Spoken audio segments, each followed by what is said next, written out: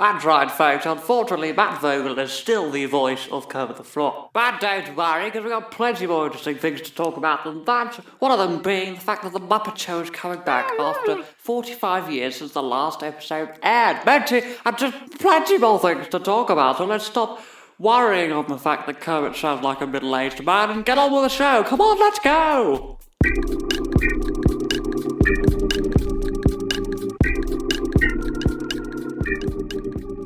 Alrighty then, there are simply some incredible things to start talking about. The thing I must start off with, simply because it's the most groundbreaking in my opinion in the world of Jim Hensonness, is the freaking insane auction that is happening. At Julian's Auctions on .com, go and search it up online for the Jim Henson Company's 70th anniversary. It is Jim Henson Company's 70th anniversary auction, 70th, 70, not 17th. It's freaking phenomenal. I've been scrolling through this, and the things that are on here you wouldn't believe. Some of them are just truly astonishing to think that they still have them, and it's answered many questions from fans as if they still have things, and what do they keep, what do they not keep, and the things that they have done, then they've put up there have answered all those questions and answered some questions about how did they do things, because they've got some interesting items that reveal things that happened behind the scenes. One of the ones that stood out to me is in the Muppets section. If you go through, they're sort of categorised. You get Fraggle Rock, Dark Crystal, and you get to the Muppets. You get to some of the films that the Muppets did in the 90s, one of them being Muppet Treasure Island, which, as if you've seen the film, you can imagine there's bajillions of props because of how ridiculously busy, and because it's a time period movie, they had to rebuild everything from scratch, and it's incredible the things they've got on there. They've got cannons, swords, axes, barrels, keys, things like that. But one of the things that gave away a little behind the scenes little trick that I actually never knew myself was at Muppet Treasure Island. You can buy this for an estimated £600.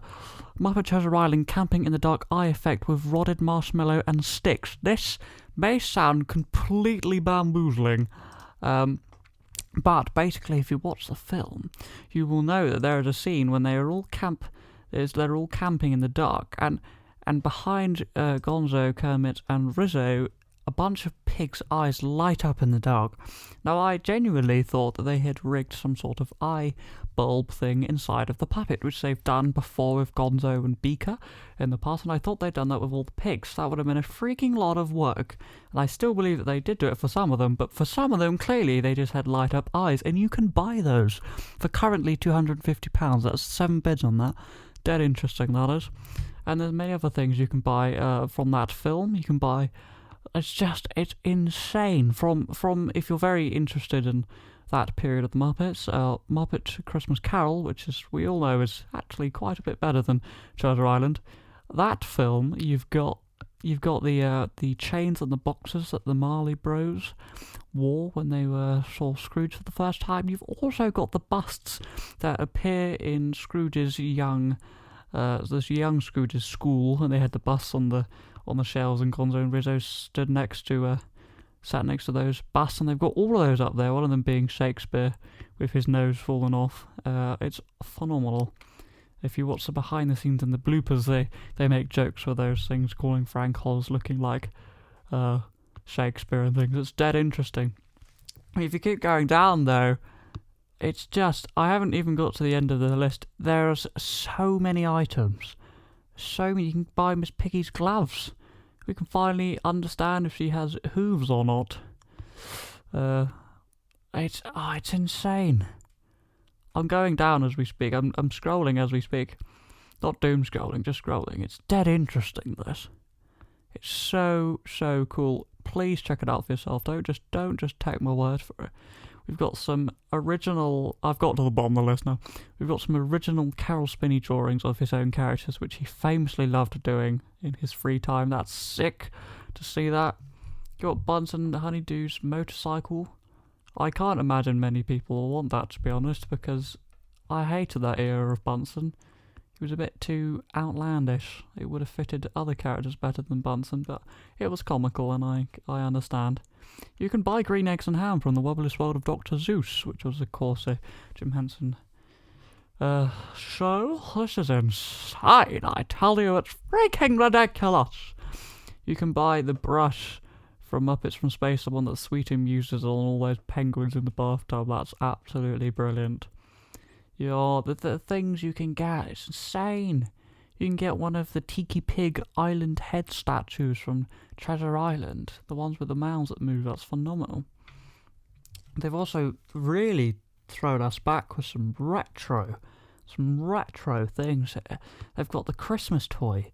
They've got some of the puppets from the Christmas toy. Five puppets from the Christmas toy. That's incredible. That's very, very cool. What excited me the most, because I like me watching some retro.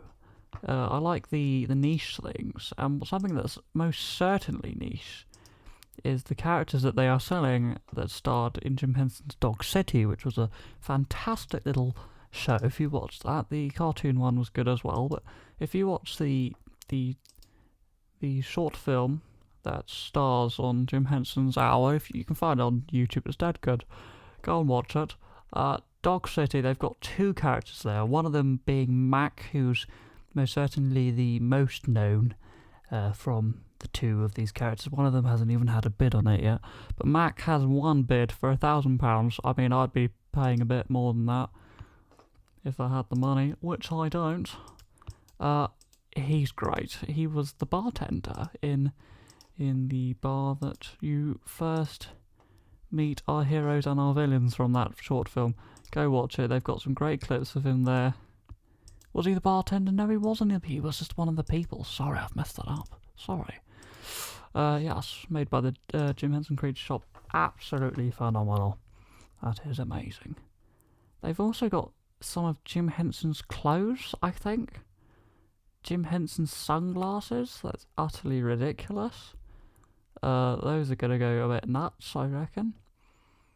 They've got so much stuff for the Dark Crystal Age of Resistance, as that was very recent when you in the overall timeline of the Hensons. That is incredibly recent. They've got several podlings, several gelflings from all the different 7 clans. You've got plenty of the disgusting little creatures, lots of scrolls, lots of pocket things, lots of flannels, lots of interesting items that very clearly come from that one world of the podlings and the gelflings and the skexers. Phenomenal. I don't see anything to do with the mystics, and they are my favourite, but plenty to do with the podlings, and everyone likes podlings. That's why they put them up there, because they know they'll sell. Cheeky little people. Okay, what else have we got? We've got tables from there. You got a podling with it's called #Sleepy Podling. We got some Dark Crystal clothing items. Very interesting indeed. We've got the double-edged sword. Now that is cool. The Jewglaive sword prop. 3 bids. Anyway, that's a very cool prop. I like that a lot. So much stuff for the Dark Crystal Age of Resistance. Oh, there we go. Several Skeksis animatronic heads that probably won't work, because I don't imagine they'd let you use them, because then they can make films with them and then they lose rights to correct characters and things like that. 1, 2, 3, 4 Skeksis heads, one of them being the Chamberlain, and somehow the Chamberlain's bids are lower than the full-sized Dark Crystal prop, which is insane, because Chamberlain is quite easily the best character in that. Minus Rian. Rian's a bit of a legend in my opinion. Not just because of the character, but because of the puppeteering. Rian looks real if you watch that show. Saturday Night Live, the 2 Glig puppets from Land of Gorge. Flip, those are old.